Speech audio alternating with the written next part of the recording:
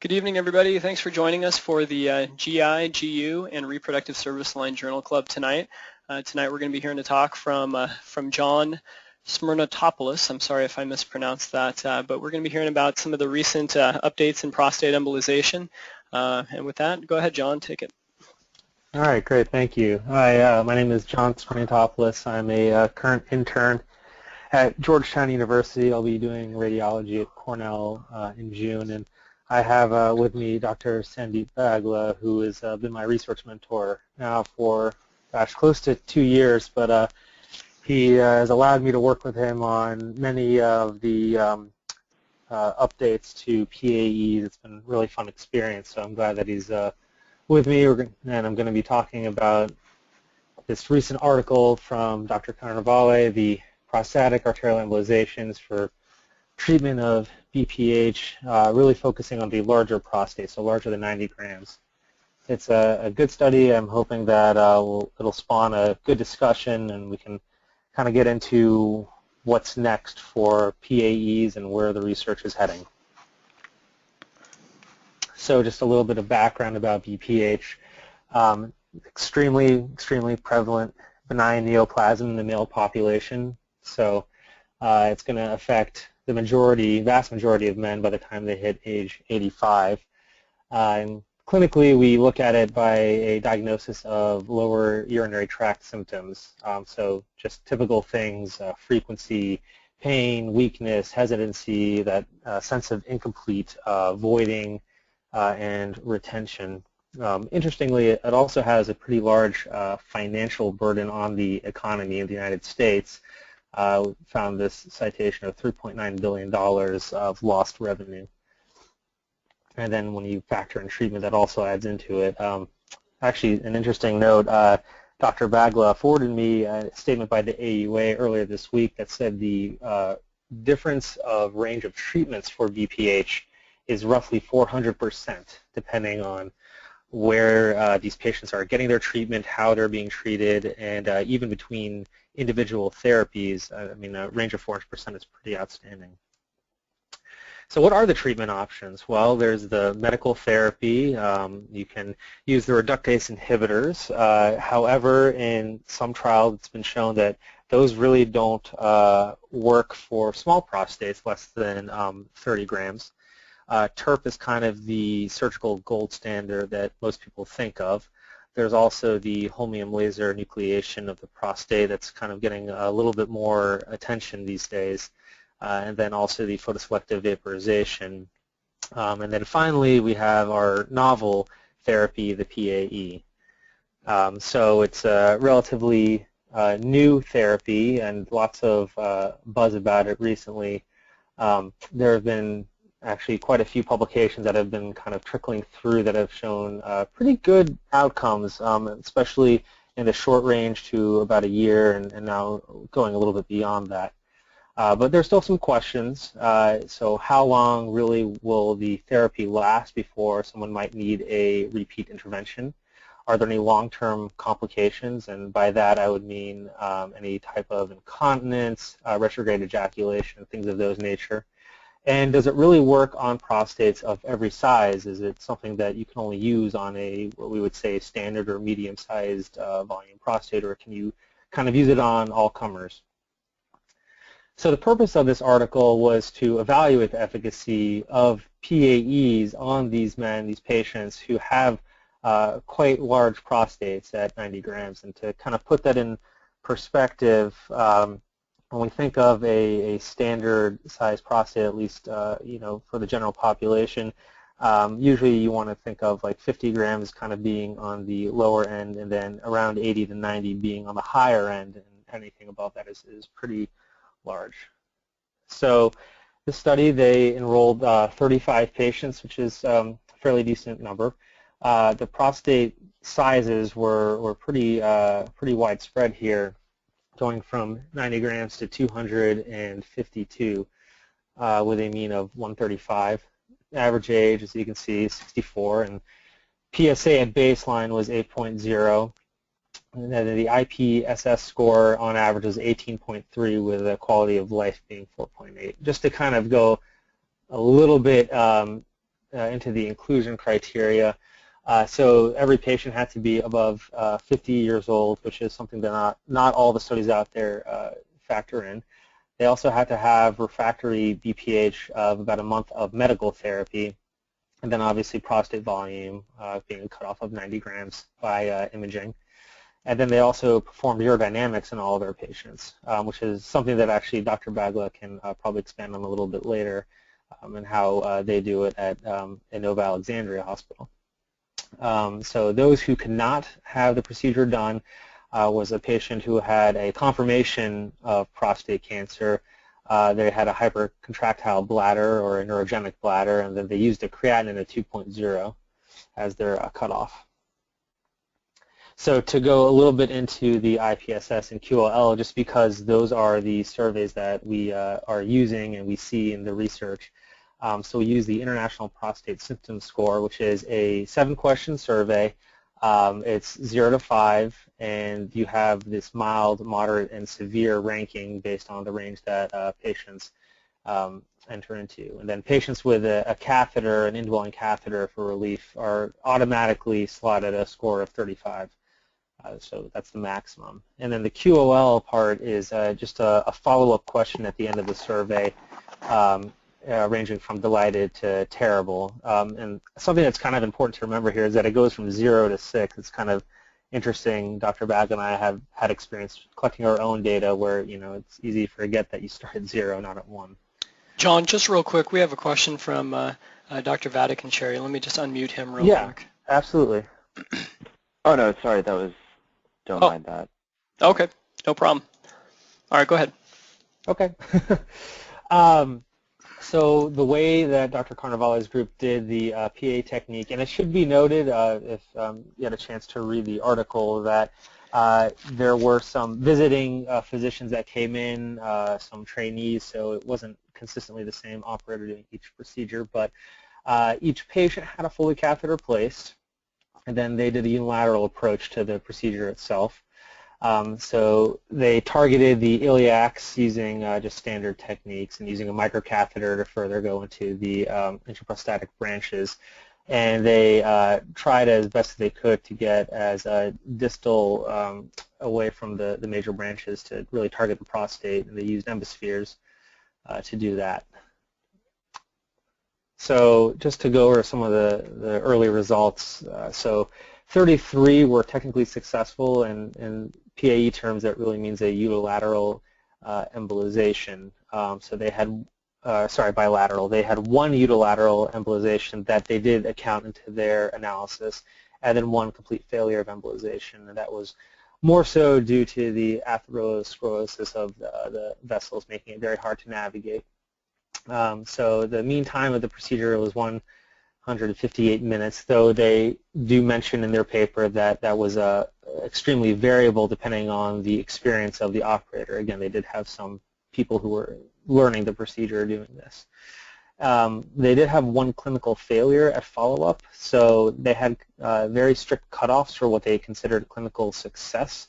An IPSS of less than 8 was that number they were looking for, and this patient had a 9, so technically they were a failure. But at 3 months, they had a success in 97.1% of all the patients, which is pretty good. So, sorry, I see there's a typo there. The mean PSA, is what that's supposed to say, had an increase in the first 24 hours after the procedure. And this is mainly thought to be due to the immediate inflammation that we see in the prostates when we start doing these procedures. And they note that 3 months later, they had a substantial, statistically significant reduction, I should say, in the PSA.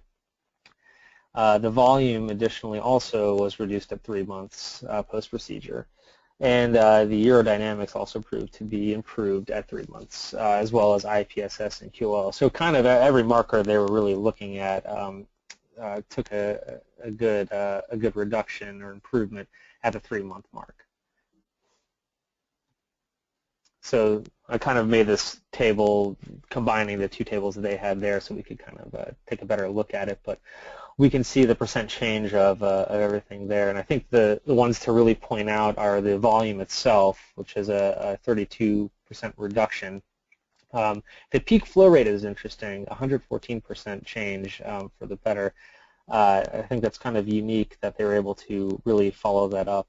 And the PSA also had a really nice reduction, and then of course the subjective scores from the patients, the IPSS and quality of life, really improved. I mean, going from 18.3 to 2.7 on the IPSS is pretty outstanding.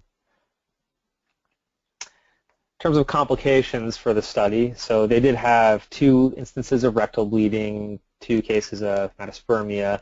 They had 1 urethral trauma that was due to the initial Foley insertion at the beginning of the procedure, but nothing substantial occurred from that. And then they had a hospitalization for a UTI. It should be noted that that actually was not related to the PAE itself, but was related to the urodynamics. So where does this leave us? This paper really does show that PAEs for men patients with prostates larger than 90 grams, at least in the short run at the 3-month mark, are statistically significantly beneficial. Kind of every major marker that they were looking at, and I think some of the most important things are actually the subjective scores of IPSS and quality of life, in addition to prostate volume, but everything improved. And this has been shown by some other studies that are out there. The Pisco paper that came out in 2014 or 2013, I believe, showed an 80% improvement of 238 patients at 3 months. So a little bit larger population there, but it's all the more encouraging. And then a more recent paper, the Kurbetov paper, used a cutoff of 80 grams for their large prostates, and they had significant outcomes at 1 year. However, they did note that the results were a little more prevalent, a little more substantial in the short run at the 3-month mark, but still significant at 1 year.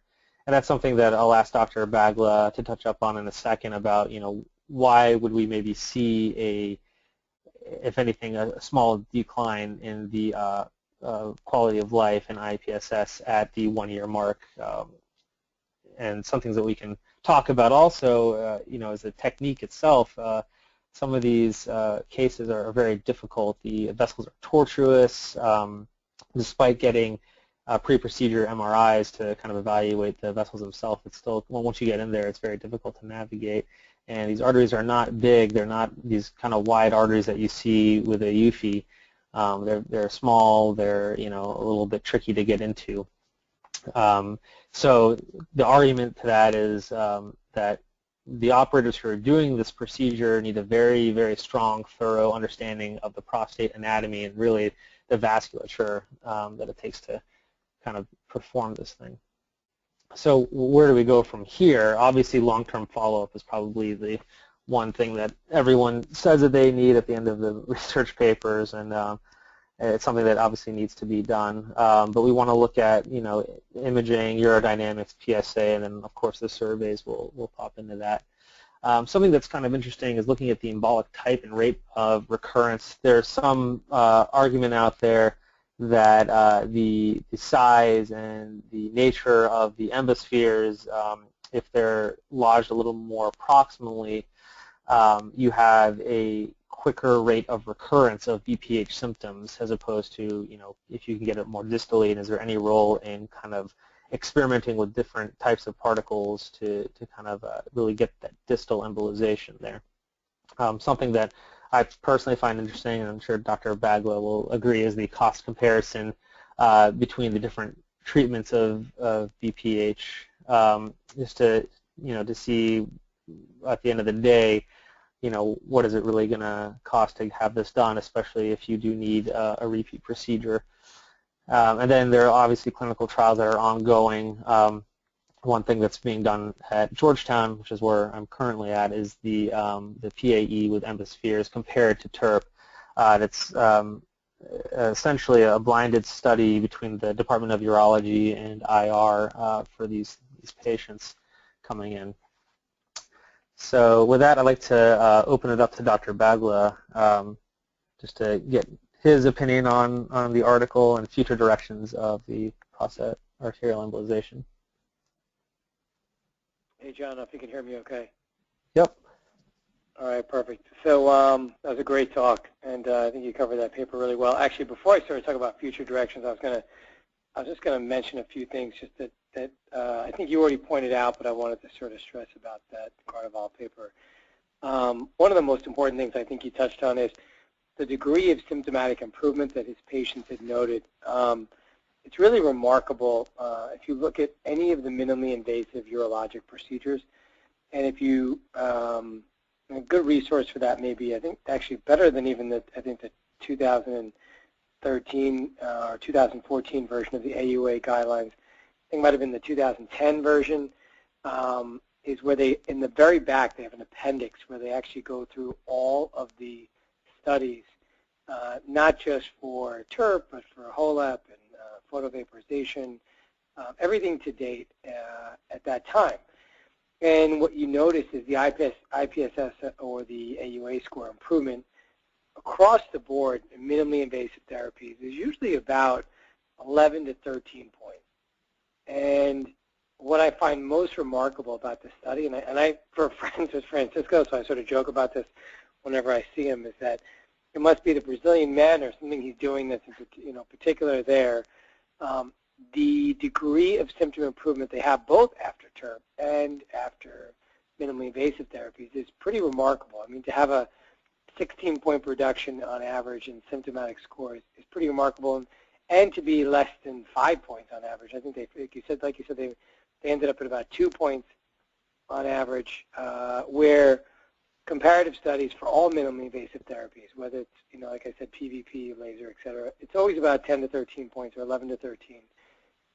And another paper which looked at large volume prostate, slightly different cutoff, probably a more well-accepted cutoff of 80 grams, is the Kurbatov paper from Russia. And they also found similar 13-point reduction, which is about what I would expect in most patients after PAE. So that's, I think, one thing you touched on, but I think that it always does make you raise a little bit of an eyebrow that, wow, these improvements are remarkable, which I think it's good. But again, something that makes you just wonder about the study as a whole. I don't know what your thoughts are on that, or anybody else.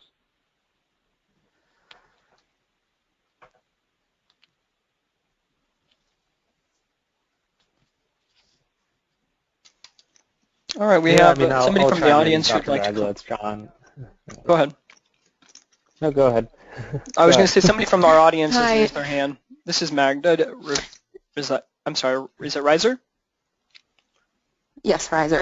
Okay, go ahead. Thanks. Yeah, I just wanted to comment about what Dr. Bagla said about they are remarkable improvements. I think that's where being able to reproduce those results. I know, Dr. Bagla, you're doing the study in the U.S. So I think as much as it does make us want to raise an eyebrow on how remarkable the results are, I think the key will be seeing the reproducibility and really trying to follow the techniques and materials to try to emulate and see if those results are indeed accurate.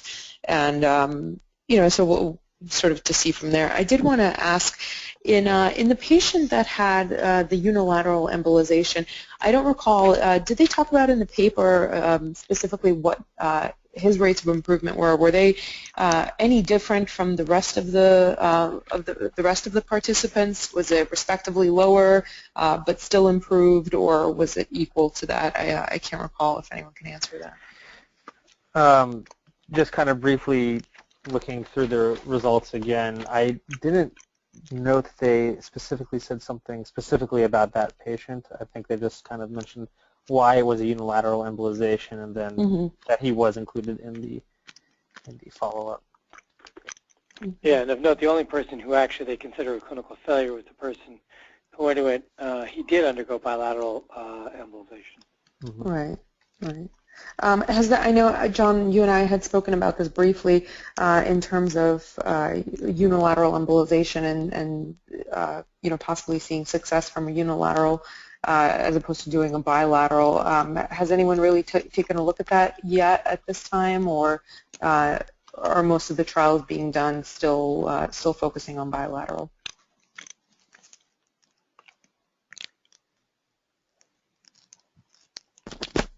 I think Dr. Bagla might be well equipped to answer that one. Yes, the only study I know of is out of Portugal. Tiago Billum and colleagues, and he works with Pisco and all the rest of those guys there. They looked at unilateral versus bilateral embolization, and obviously it was not a planned study, but they went back and looked at a cohort of patients who had unilateral embolization, and they found a greater than 30% reduction in symptom improvement.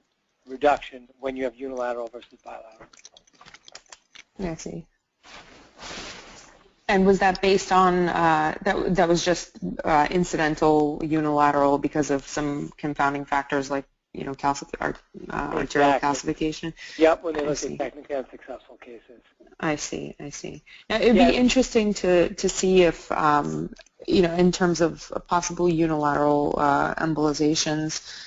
Being able to evaluate the prostatic arteries either on CT or MRA and evaluating, let's say, which one is the dominant artery and focusing on that specific artery as opposed to doing a bilateral. Although I'm not quite sure in terms of technique what really, other than the decrease in fluoroscopy time, which is a concern, what benefits we would get from doing a unilateral embolization.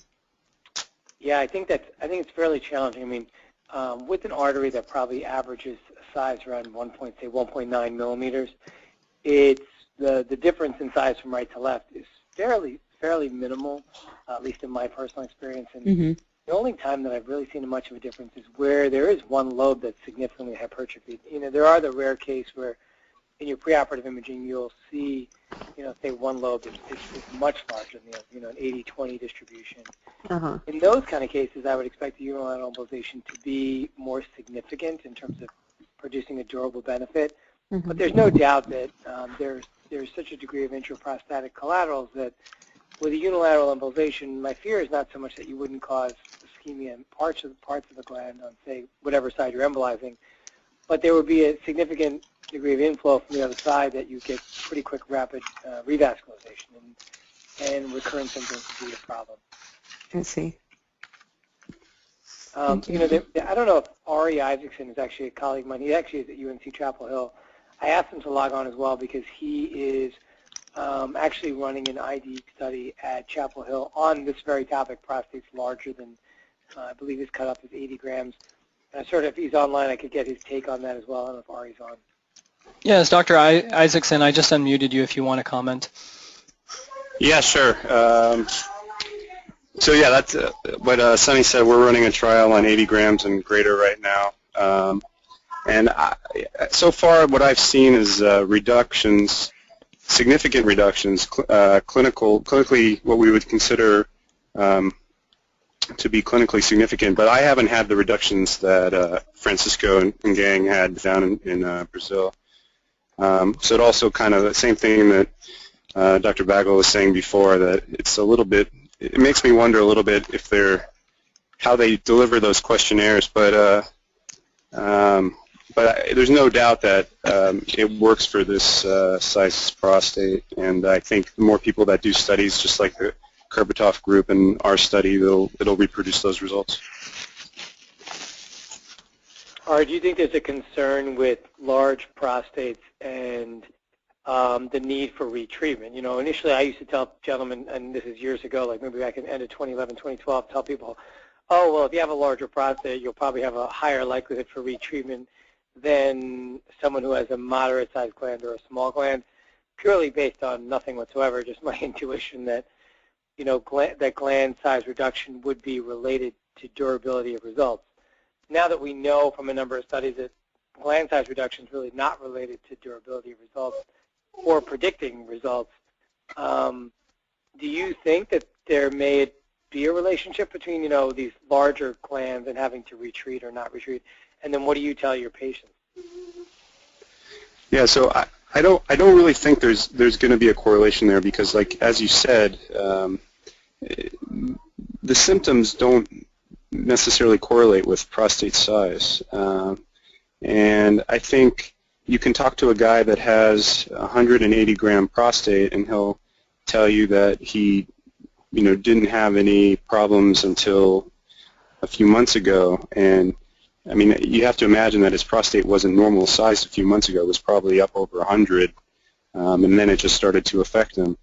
And so what I tell the patients is, in our study, is that I tell them it's possible to be retreated, but I don't expect that they'll need to be. But there's always that option that's available. And again, I don't think that that's any different for someone with a 60-gram prostate versus a 150-gram prostate.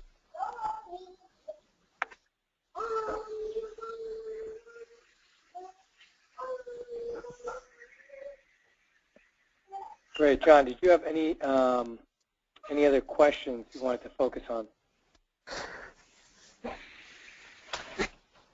Yeah, I mean, one of the things that I think is interesting is since we're talking about the larger prostates, but really when you look at all of the prostate sizes and the rate of recurrence, I just from our own work together, you can see these guys coming in with a very small prostate too and having really bad symptoms that that it's able to be treated with this procedure. But I'm kind of wondering, in terms of going forward with these studies for PAEs, what's the what's the best step in terms of setting up a study? Since you guys have had a lot of experience, if there's like if someone's at an institution, they want to start doing these procedures, what are certain things that we should be recording, looking out for? And that could be anything from PSA to urodynamics. Obviously at Alexandria, where Dr. Bagla is, they have done this enough where they do everything in-house. They do their own urodynamic studies right there. But I was wondering, Dr. Bagla, if you have any advice, for those who are starting off with these procedures, kind of what they should look out for, what they should record, and what can be used for future analysis. Sure.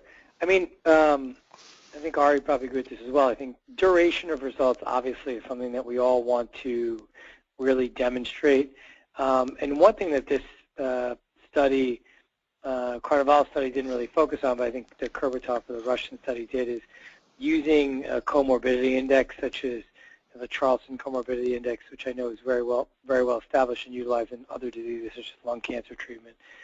It is very valuable because those kinds of things, at least in my opinion, cost, comorbidities, these are really where the future of all reimbursement and medical decision making is going, and time for reintervention. A lot of the other things like particulate size, my personal feeling is, smaller particulates, cause more gland ischemia, just like they do in tumor embolization, liver, kidney, you name it. I'm sure there's going to be risk with smaller particulate, but at the end of the day, I think most of the particulate sizes that are being studied are going to be effective, and across multiple vendors, they're probably going to be effective. Even spherical and non-spherical PVAs, spherical and non-spherical PVA, and gel spheres, non-gel. I think they're all going to work, just like they've proven to all work in uterine fibroid embolization, to varying degrees depending on the study, but they all generally work. But ultimately focusing on where our healthcare system is going, at least in the United States, is that we're directly tied to things like comorbidity, hospitalization, reimbursement. I think capturing data like that actually will ultimately be in our long-term best interest for society and our specialty, because that's going to tie our success to getting referrals, and that's really how we're going to make this procedure grow. Some of the larger studies that are device-driven or industry-driven, they're really going to work on getting specific, FDA approval for devices to be utilized in the setting. But that's only one step. And just because you have FDA approval for a device to be used in a certain setting doesn't mean that an insurance company is going to pay for it. And ultimately speaking, for example, I take pelvic congestion syndrome as a great example.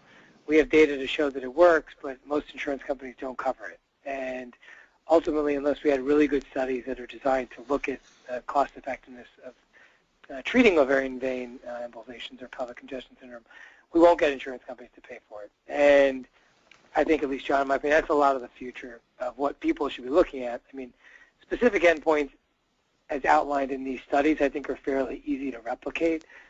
You know, volumes, et cetera, you know, IPSS, quality of life, and these things. But not to sort of linger on. There are other minor details that I think, or sort of minute things that I think if people are really interested in some bench research are really valuable to look at. And that's, Ari's mentioned to me in the past things like the degree of perfusion of the prostate. So some prostates may respond better than others because they may pretend to be more vascular than other prostates. And if perhaps we have a perfusion index, for example, that looks at how vascular the prostate gland is, one gland versus another, that may predict outcome and who does well. And other factors that may predict how patients do, that also will make our procedure, you know, look more successful or allow us to select out the best type of patients for PAE. And that requires some unique thinking. As you know, we're looking at microRNA in our center, and we're looking at some other markers to see are patients going to be better responders based on certain genetic profiles. But there are many other parameters. I'm sure any other panelists, if they have any questions, it'd be nice to see what other people might think are valuable, and if you know, why they think they might be valuable as well. We do have some questions from the audience. One of our first questions comes from Doug Murray. He has a question as to whether there's been much pushback at various institutions. Dr. Bagla or maybe Dr. Isaacson can speak to this as well, from urologists and you know, how the synergy between the two specialties has been working or being a hindrance to proceeding with referrals and things. Maybe Ari, you want to take this one first? Sure.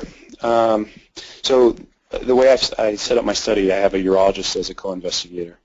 I have all of my patients see our urologist prior to me doing PAE for them, and they follow up with our urologist as well. And so the way that I've tried to get, I guess, kind of cooperation from the urologist is to just include them in the study and show them that I'm not going to go at this by myself, that I am going to do the same things that they would do for their TERP patients. That being said, I have yet to get a referral from my own urology department for PAE. And when I talk to them about it, they're simply, their reply is, well, we will believe in it when we see more data. So they're not really, you know, I'm not getting pushed back. I mean, they're cooperating with me, but they're not really referring patients yet. But what I would recommend is really just working with them and getting their buy-in, like by including them in your study design and having a co-investigator as a urologist. And I think that's the best way to go about things. I would agree with Ari. I think we did a similar thing in terms of having a urologist as a co-investigator and see all of our patients. One of the issues is that, like Ari said, they just don't, they won't really fight you. They just won't openly support you. I think more recently, however, urologists have started to look at other venues. You know, as they look at like the financial impact that urology is facing too, just like radiology in terms of decreasing reimbursement, they're looking at other avenues, such as, you know, working in an outpatient environment with IRs. Not that I would necessarily suggest that off the bat with PAE, but they're starting to look, well, listen, nephrology, vascular surgery, cardiology, other people have gone down this venue with or without IR. Urology, at least in our local community, I think they're finally getting to a point to think it's not going away. Perhaps there's an opportunity to work together. And I think as a specialty, we probably shouldn't shy away from that. There may be something to be gained from working together in that venue as well, outside of a research endeavor.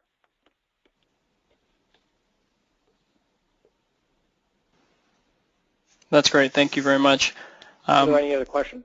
Yeah, there are a few others from the audience. The second question we have coming from Dr. Giorgio Vaticancheri. He's curious to know if there's any multi-center randomized controlled trials going on right now, or any registries similar to kind of the fibroid registry that we have set up.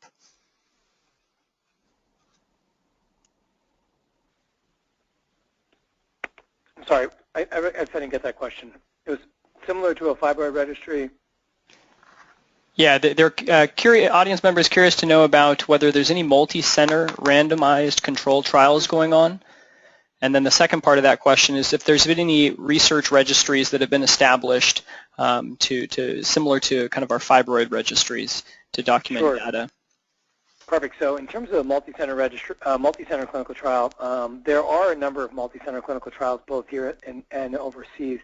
The one that's here in the United States is the MERIT trial. It's otherwise called the BEST trial, and it is looking at prostate glands between, I believe, 50 and 80 grams. And John had mentioned this as part of the end of his talk, I think, at Georgetown. They're one of the centers for this. And they're doing a 2-to-1 comparison where 2 patients are randomized to get PAE versus 1 patient for TURP, and they're looking at patients out to 2 years. There are a number of centers in the U.S., UCLA, University of Miami, Georgetown, et cetera, that are looking at this. And they have had some challenges, primarily with enrollment. There are a number of issues. One with patients in that specific size criteria. Patients, obviously, who come in don't necessarily want to get randomized to get TURP, even though they have a 60% chance or greater of getting PAE. So enrollment has been fairly difficult, and then the vigor in which they have follow-up is challenging as well, because they have things such as cystoscopy and anoscopy that patients have to undergo immediately after the procedure and then on subsequent visits. So while that study's been open, I believe, almost 2 years, it's had some challenges with enrollment. So I don't know exactly where they are, unless someone's on the line who has a sort of better update, but my general understanding from speaking with a few of the investigators is they're at fairly challenged enrollment. I believe they're at less than 10% or less of enrollment at 2 years. And as far as registries go, the United States, actually myself and Ari are currently in the process of working on a multi-center U.S. registry, and I would imagine between our paperwork and getting this done, we're still a number of months away in terms of getting it up and going, but I know Georgie had asked this question, very similar to the fibroid registry, is how we plan on running it. A number of centers can just choose to be involved.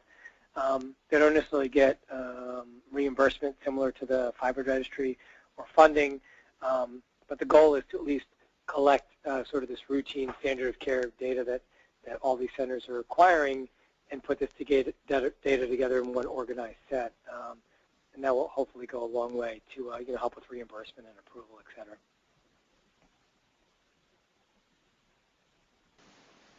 That's great. Thank you very much. Another question we have comes from Lisa Bergman. She's curious to know if there's any data on PAE's effect in reducing rates of UTIs.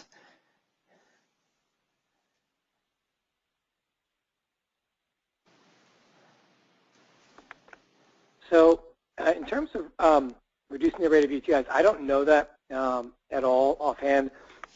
I've not actually seen that.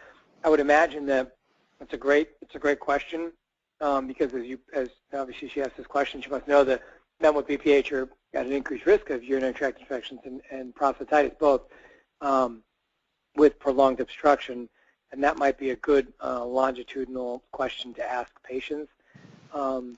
Another area, actually, since that question was asked, is there was one gentleman I treated who probably suffered from a degree of not just BPH, but he also had chronic male pelvic pain syndrome, which is sort of this conglomerate of pelvic pain-like symptoms where men have, sort of chronic prostatitis, chronic pelvic pain, constipation, et cetera.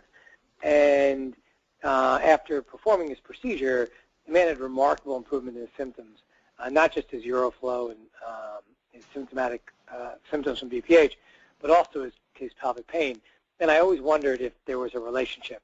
And so we've never really looked at this, but the short answer is I don't know. The long answer is what I just said, of course. Thank you.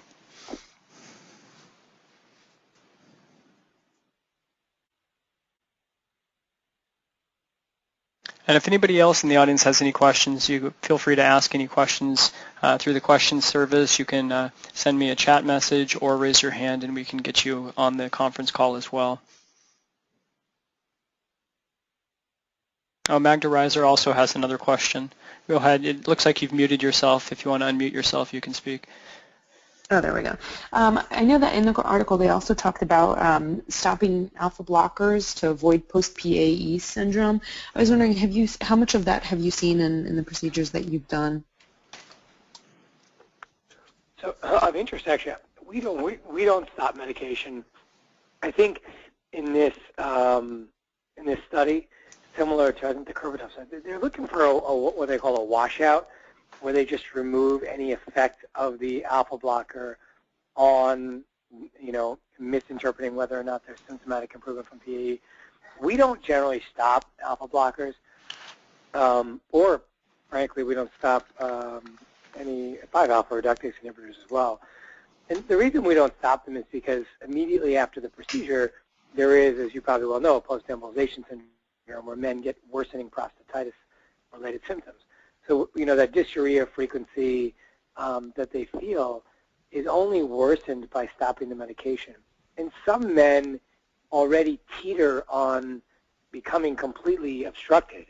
And part of our fear is that if you stop it a month before the procedure and patients already have a significantly decreased flow rate, let's say your maximum flow rate is already 2 cc's a second or less, and you stop someone's flow max, anything can tip them into acute urinary retention.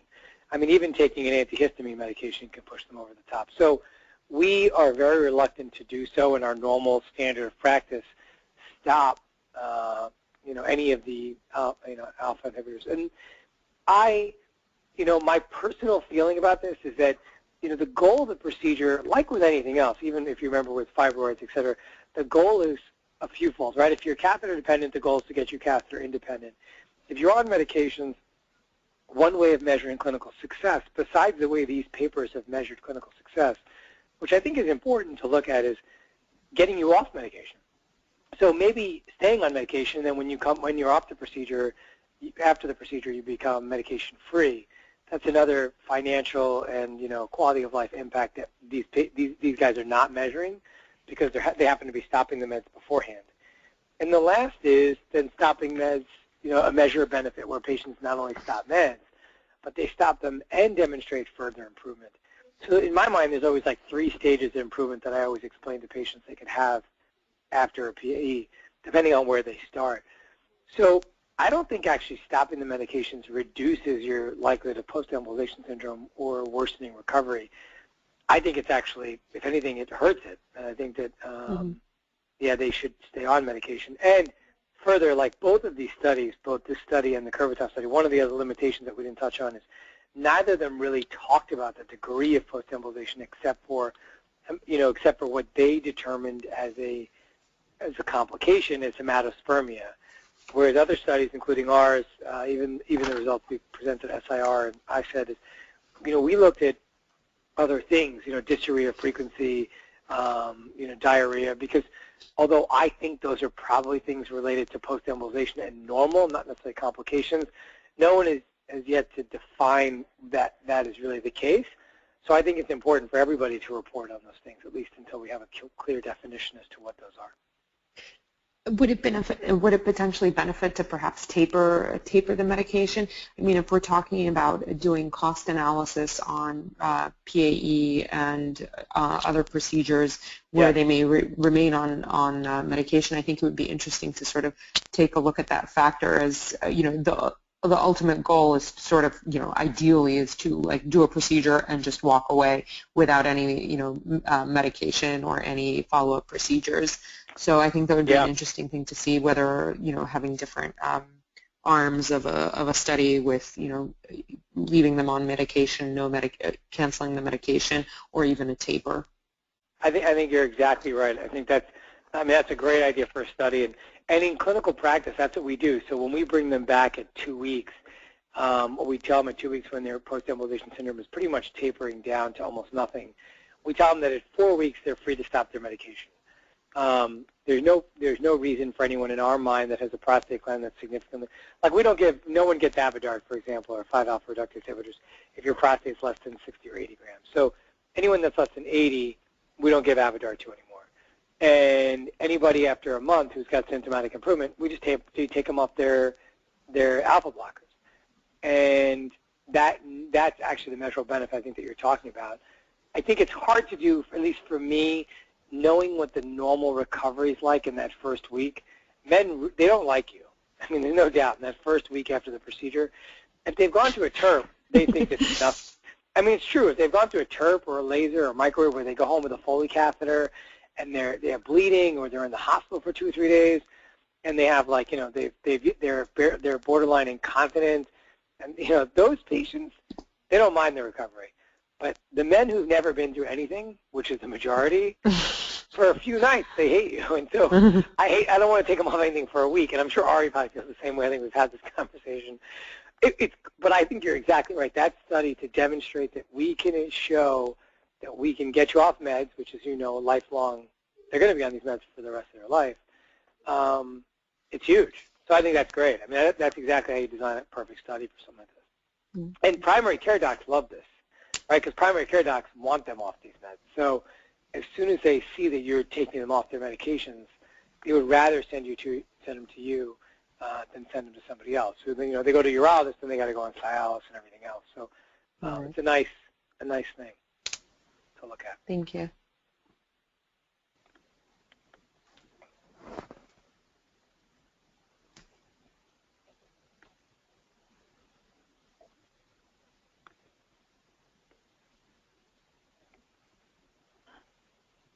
John, I think you did a great job, by the way. I want to mention one thing. Just, you know, I don't know if anybody else has a comment on this, Georgie or Ari, anybody else, or Lisa, anyone else that's really about particle size. You know, we haven't really looked at it in too much detail. Then we're going to probably start looking at it. But in terms of anyone else, we pick our particle size primarily based on the size of the target artery. So if we see really, really small arteries like we do in small glands, we tend to pick smaller particles as we would in, say, hepatic embolization or AVM embolization, et cetera, livers or whatnot, I mean, kidney embolization. But in prostate, I don't know that it's sort of a one-size-fits-all. Have you looked at anything, John, about particle size, and do you have any thoughts on particle size and how it may impact, you know, treatment outcomes and or recurrences? So I started kind of looking at it earlier this week, just because I noticed that, you know, this study particularly used one size of you know, of embospheres, but I know that in the work that we've done together, I mean, we do, you know, selectively use it, and I haven't seen any studies out yet that have mentioned a complete discrepancy or have really, you know, taken the time to go through the stats to analyze it, but I think that's a good direction to go into, and that's just because of what you had previously mentioned in terms of, you know, the smaller particles going to the smaller arteries. So I haven't really seen anything out there yet, but I think that's a good next step. It's great. I don't know if anyone else had any thoughts on that at all. I had one question. I'll chime in. Has there? I don't know if. Hello. Yes, good. Yeah. So I was wondering, has there been any thoughts about using perhaps microcoils as opposed to embospheres? Sure. Ari, did you want to touch on this, or I could touch on it? Sure. So I wouldn't use microcoils. It's just like when you're doing any kind of embolization to a gland, an organ, or tumor, you want to try to get as distal embolization as possible. If you replace microcoils because of the degree of collateral circulation, I don't think you would get adequate ischemia or necrosis to really have a clinical effect. In regard to the last question about particle size, what we do is, so I'm on a protocol for a study, so I'm stuck doing 3 to 5 embospheres for my study patients. But for my off-study patients, I tend to favor more 1 to 3. But just like Sunny said, I think it kind of depends on what the organ looks like. If you have a really large organ with big arteries, when I say big, I'm talking, you know, 2 millimeters in diameter is big. Then you can go a little larger particle, 3 to 5, and be okay with that. If you have smaller arteries, the problem is that if two of those particles get stuck together, they can basically block the whole artery, and you're not going to get the distal embolization that you want to get.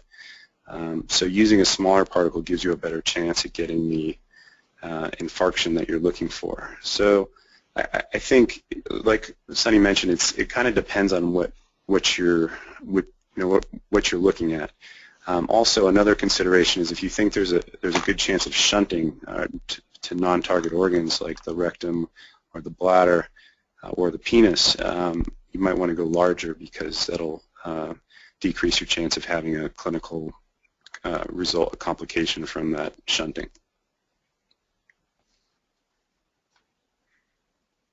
Yeah, I would agree with Ari. Everything pretty much said about embolic agents, and I think that's probably where the sweet spot's going to end up being, somewhere between that 100 micron and 300 micron size particulate.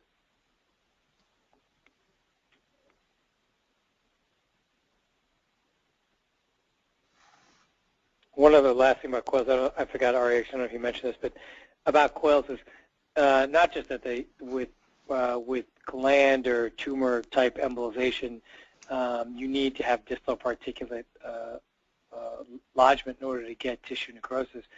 With proximal embolization with coils, even if you were to consider using them at the end of embolization, not even in the beginning, but say not even as a replacement for particulate, but if you were to use it at the end of embolization, or after particulate embolization with, say, spheres or PVA, et cetera, then you put coils in the main prostatic arteries. One of the fears would be that if the prostate then grew, and let's say you treated a 50-year-old man who then needed treatment 10 years down the road, they would, you would not be able to go back. And that would be a fear, just like we have when we do embolization other places. In the setting of trauma, it's one thing, but in the setting where you know you may go back, like fibroids, tumors, et cetera, I think it's important to avoid the use of coils. And that does raise one point. I know, John, you touched on this. People had a big question about retreatment and looking at studies down the road as to when retreatment is. I actually had a dinner the other day with a couple of urologists in our community, and we talked about one of them. One of them has been fairly antagonistic about PAE, and the other one is younger and fairly, more willing to talk about PAE. And he started talking about it and asking about what our results were like, and he saw that PAE had made it to the AUA newsletter. He sort of made a joke that, wow, you guys are actually making it to our news. It was funny. So I said, we must be making it to some real big time if you guys are reading about us now.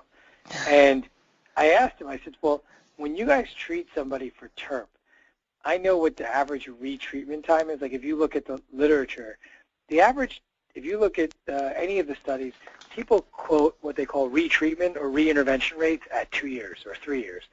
And in 2 years with most urologic therapies, the reintervention rate is still less than 10%. It's about 8%, let's say.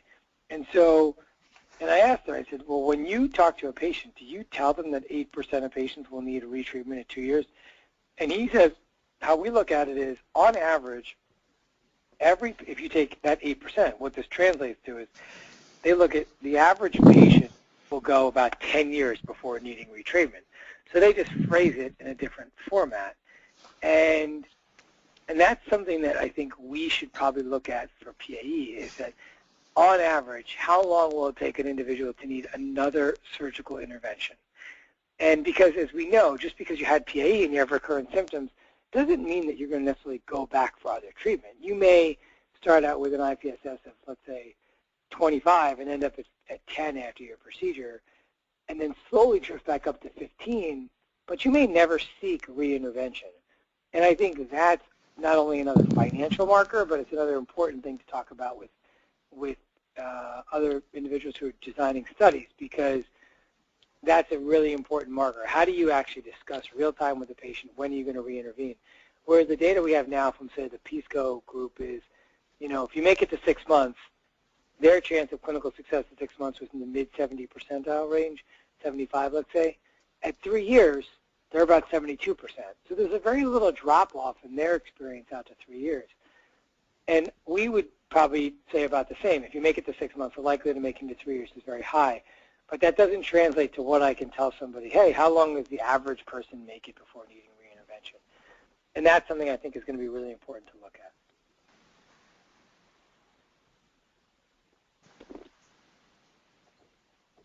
One other question we have from an audience member, Doug Murray, notes that there have been differences in the reported post-operative pain scores from a variety of different groups, and he's curious to know what your guys' post-procedural pain regimen is, and is it all the same, or are they kind of different depending upon how you tailor it to your patients? We don't generally, patients in our experience generally should not have pain. If they have pain as a whole, generally something's gone wrong. They've had some degree of non-target embolization. The reality is, while embolizing the prostate, even with small particulate, which we, in our practice, we use 100 micron embozine particles. We don't generally use embospheres, and I use the hundreds because I feel that they're very tightly calibrated, and I sort of know what I'm delivering. And we, even with such distal gland ischemia, we don't generally get pain. Now, men will say, oh, I feel like I know something went on down there, but they get up, they urinate, and they leave 2 hours later, and they don't really have any pain. Now, at nighttime when they urinate, that first night or second night, they have pain when they urinate. But generally speaking, even if you look at that first PSCO paper where he reported on 15 patients, the only patient who reported pain was the patient who had the non-target embolization. And the same goes for Carnevale's paper, in which he presented his case of transient ischemic proctitis. That patient was the only patient who had pain in his series as well. But as far as a regimen goes, we give our patients similar to fibroids. We give them Toradol beforehand, which could mask some underlying pain, there's no doubt. We give them a dose of Toradol before the procedure, and we give them a dose after the procedure. And they go home on ibuprofen, which they're not taking there, but they do take at home. Ari, I don't know if that's your experience too with pain in and around the procedure. Yeah, it's maybe a little bit different, but pretty close to what you're saying. I think what I've heard men mostly report to me that they have either a pressure-like pain, or it's not really pain, but more of a pressure in their pelvis, or they report a deep burning, but it's not severe. It's just something they kind of sense. But the real problem is when, like you said, when they go to urinate, kind of that night. The first night is usually the worst night, and they'll have some burning with urination that first night. With the patients that I try not to place Foley catheters for our patients, but for the ones that did have Foley catheters, they tend to have worse pain, and it's mostly urethral pain from traumatic Foley placement. As far as pain regimen goes, I give Toradol during the procedure, and I give I usually tell them to take kind of round-the-clock mid-dose NSAIDs for the first few days for any kind of discomfort they're having. And I will also prescribe them a small amount of Percocet, not because I expect them to use it, but because it tends to give them a little peace of mind to have that in case something gets particularly bad. And only on a rare occasion has I asked them if they used it, and they said, well, it was particularly bad when I was urinating last night, so I took one and it made me feel better. But for the most part, it is basically a pressure or a deep kind of mild burning. Unless there's any questions more from the audience, I think we can start to wrap up. That was a great presentation by John and great discussion afterwards. Thank you, Dr. Bagla, for joining us. Great job, guys. That was really good. All right, thank you. Thank you, everybody. Have a good night.